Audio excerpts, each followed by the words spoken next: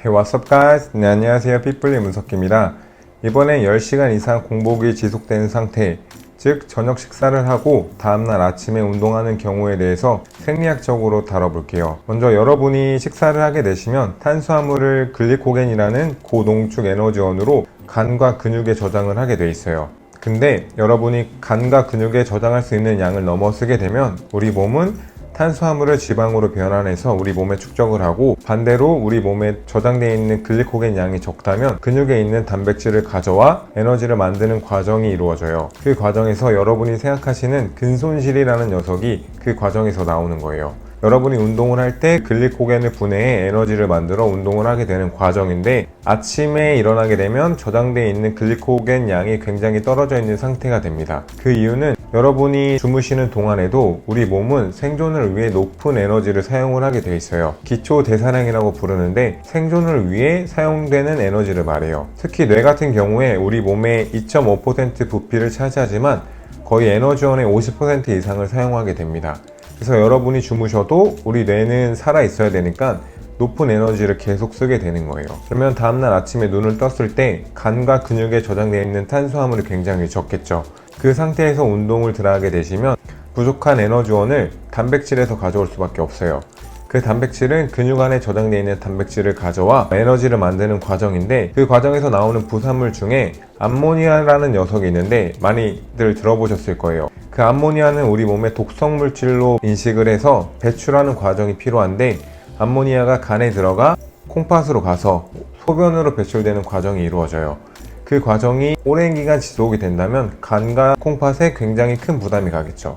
단백질을 과도하게 먹는 것도 부담이 되지만 공복 시간이 길어져 단백질을 에너지원으로 꾸준히 사용하는 경우에도 똑같이 간과 콩팥에 무리를 주게 돼 있어요.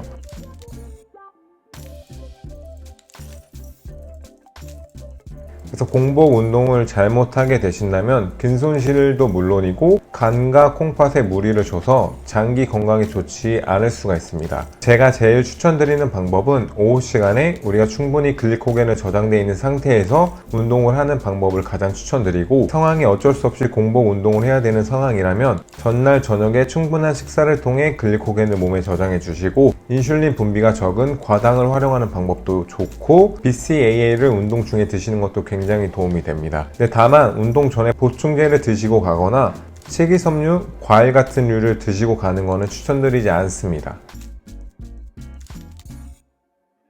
아침 공복 운동을 할 때 가장 활용하기 좋은 과당에 대해서 설명을 해드릴게요. 과당은 일반 탄수화물, 즉 포도당과 다른 경로로 흡수가 되는데, 우리가 탄수화물을 먹게 되면 간과 근육에 저장하기 위해 인슐린을 분비하게 돼요. 근데 인슐린이 분비가 되면서 우리가 포만감을 느끼는 렙틴 호르몬이 같이 분비가 됩니다. 그래서 우리가 운동할 때 나오는 호르몬과 겹치게 되는데, 반면에 과당 같은 경우엔 재밌게도 인슐린을 분비를 하지가 않아요. 그래서 운동 전에 공복 시간에 과당을 섭취하고 가시면 인슐린 분비도 안 되고 렙틴 호르몬 분비도 되지 않기 때문에 운동을 하실 때 나오는 호르몬과 상충작용이 일어나지가 않아요. 그래서 제가 추천드리는 방법이, 운동 전에 공복 운동을 가신다면 과당을 드시고 운동 가시는 거를 추천해 드리는 거예요. 반면에 평소에 과당을 먹게 되면 아까 말했듯이 과당은 인슐린을 분비하지 않고, 인슐린이 분비가 되지 않으면 렙틴 호르몬이 분비가 되지 않아 우리가 포만감을 못 느끼기 때문에 더욱더 우리가 많은 음식을 섭취하게 되는 거예요.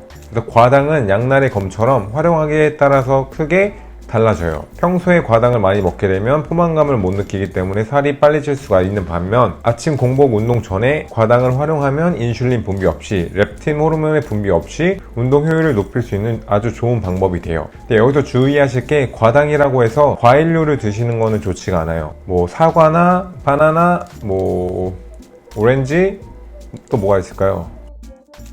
제일 많이 드시는 사과나 바나나를 먹게 되면 보통 과일에 들어있는 식이섬유가 굉장히 높기 때문에 운동 중에 음식이 위에 있게 되면 그 음식을 소화하기 위해 위액이 분비가 되고, 웨이트 트레이닝이나 운동을 하게 될 때 순간적으로 힘을 쓸 때 그 위액이 목 위로 식도로 올라와서 염증을 유발할 수가 있어요.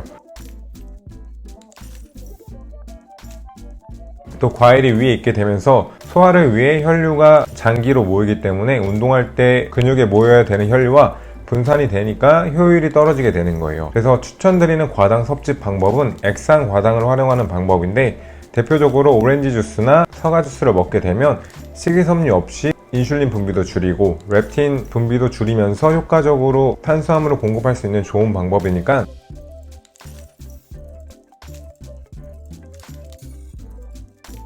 아침에 공복 운동을 가셔야 되는 분들의 경우에 액상과당을 활용하시면 아주 유용하게 운동할 때 근손실을 방지하며 장기에도 무리가 주지 않는 방식으로 운동을 하실 수 있으니까 이 영상을 보신 분들은 액상과당을 효과적으로 똑똑하게 활용을 하셔서 운동에 도움이 되셨으면 좋겠습니다. 오늘 영상을 보시고 이해가 안 가시면 언제든지 질문 주시면 제가 하나하나 댓글을 보고 답변을 드릴게요. 영상을 보고 도움이 되신 분들은 좋아요와 구독 부탁드리겠습니다. Thank you guys.